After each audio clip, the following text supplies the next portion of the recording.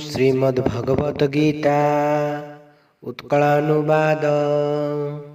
ओम श्री परमात्मे नमः। चतुर्थ अध्याय ज्ञान जोग। श्री भगवान उवाच एहि नित्य जोग आद्यरे कहिथिली सूर्यंकु तांको ठारु मनु शुणिले मनु ठारु इक्याकु पुरुषानुक्रमे राजसी गण हेले प्रापत काल बसे बे जोग नुहे जे प्रचलित तुमे मोर भक्त अर्जुन पुणी मो प्रिय सखा तेणु मु कहूची ए जोग गुप्त रहस्य कथा। अर्जुन उवाच आपण जन्मिले द्वापरे सूर्य जे पुरातन किपरि कहिले ताहांकु एहा नंद नंदन। श्री भगवान उवाच बहुबार मुहि जन्मिछि जे अर्जुन ज्ञान शक्ति बळे जानिछि तुमे ताहा न जान। नाही मोर जन्म मरण सर्वे मोर अधीन इह जगतर कर्ता मु सृष्टि मो माया जान। धर्म ह्रास होई बढ़िले विश्वे अधर्म भार अवतार नेई हरे मु दुख धरार वीर। साधुंकु उद्धारे विनाशी दुष्ट पामर गण जुगे जुगे अवतारी मु करे धर्म स्थापन। मोर जन्म कर्म दिव्यत्व जाने जिए अर्जुन जन्म मृत्यु चक्र ऊर्ध्वरे थाए सेहि सज्जन। काम क्रोध भय तेजिण पशि मोर शरण ज्ञानी भक्त ध्याई मो रूप करिछन्ति दर्शन। जिए मते भजे जे मंत पाए मो कृपा पार्थ सर्व आराधना उद्दिष्ट मोर प्राप्ति निमित्त। कर्म फलाकांक्षी केतेक पूजी नाना देवता कर्म सिद्धि शीघ्र पांति जान हे दिव्य चेता। चारि वर्ण सृष्टि करिछि गुण कर्मानुसारे तार कर्ता होई निर्लिप्त नित्य मुहि धरारे। कर्म रे निर्लिप्त नाही मो कर्म फले आसक्ति एहा जाने जिए पाए से कर्म बंधनु मुक्ति। जानी एहा पूर्वे मुमुक्षु करिथिले कर्म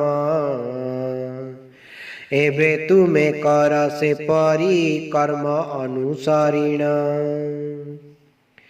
कर्म कर्मर प्रभेद ज्ञानी पाई गहन से कथा कहूछि जानिले मिले मोक्ष अर्जुन। अकर्म विकर्म कर्मर तत्व अति दुर्बोध ए गहन तत्व बुझिबा नुहे सहज साध। अकर्म रे देखे जे कर्म कर्म रे जे अकर्म जोग युक्त बुद्धिमान से करे प्रकृत कर्म। काम प्रणोदित संकल्प छाड़ी करे जे कर्म सिए अटे ज्ञानी ता कर्म ज्ञानाग्नि रे दहन। फलाकांक्षा नाही आनंदे नित्य करई कर्म अवलंब शून्य से व्यक्ति करी न करे कर्म।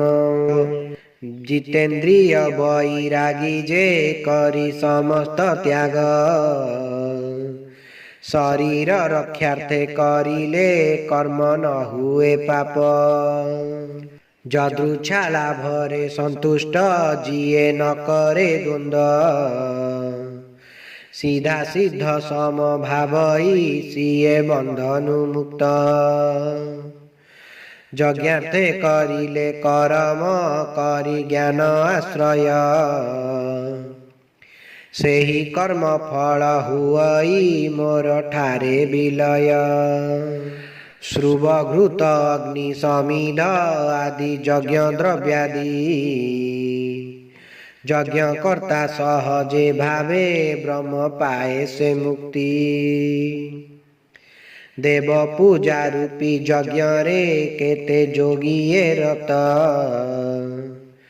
ବ୍ରହ୍ମ ଜ୍ଞାନ ରୂପୀ ଯଜ୍ଞରେ କେତେ ସଦା ପ୍ରବୃତ।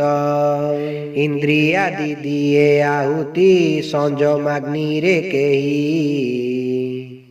ବିଷୟାଦି ଦିଏ ଅପରେ ଇନ୍ଦ୍ରିୟାଗ୍ନିରେ ନେଇ। ଇନ୍ଦ୍ରିୟ ପ୍ରାଣର କର୍ମାଦି ଜ୍ଞାନ ଜ୍ୟୋତିରେ ଜାଳି, ଆତ୍ମ ସଂଯମର ଅଗ୍ନିରେ କିଏ ଦିଏ ଯେ ଢାଳି। ଦାନ ଯଜ୍ଞ ତପ ଯଜ୍ଞ ଯେ ଯୋଗ ଯଜ୍ଞ କେ କରେ, ଅହିଂସାଦି ସଦାଚରି କେହି ସ୍ୱାଧୟ କରେ। ପ୍ରାଣରେ ଅପାନ ଅପାନେ ପ୍ରାଣ କରେ ଏକତ୍ର, କିଏ ସେ ଦୁହିଁଙ୍କୁ ରୋଧିଣ ପ୍ରାଣାୟାମରେ ରତ। ସଂଯତ ଆହାର କରିକେ ପ୍ରାଣେ ପ୍ରାଣେ ଆହୁତି, ଦେଇ ଯଜ୍ଞ କରି ନିଷ୍ପାପ ହୋଇ ପାଏ ସେ ମୁକ୍ତି। ଯଜ୍ଞ କରି ଯଜ୍ଞାମୃତକୁ ଭୋଗିକେ ପାଏ ବ୍ରହ୍ମ, ଯଜ୍ଞ ରହିତକୁ ନ ମିଳେ ସୁଖ କେବେ ଅର୍ଜୁନ। ଏହି ବହୁ ବିଧି ଯଜ୍ଞାଦି ବେଦେ ଅଛି ବର୍ଣ୍ଣିତ, ସର୍ବଯଜ୍ଞ କର୍ମ ସମ୍ଭୂତ ଜ୍ଞାନ କରେ ଯେ ମୁକ୍ତ। ଦ୍ରବ୍ୟମୟ ଯଜ୍ଞ ଠାରୁ ଯେ ଶ୍ରେଷ୍ଠ ସେ ଜ୍ଞାନ ଯଜ୍ଞ, ସର୍ବକର୍ମ ପରିସମାପ୍ତି ହୁଏ ଜ୍ଞାନେ ଅର୍ଜୁନ।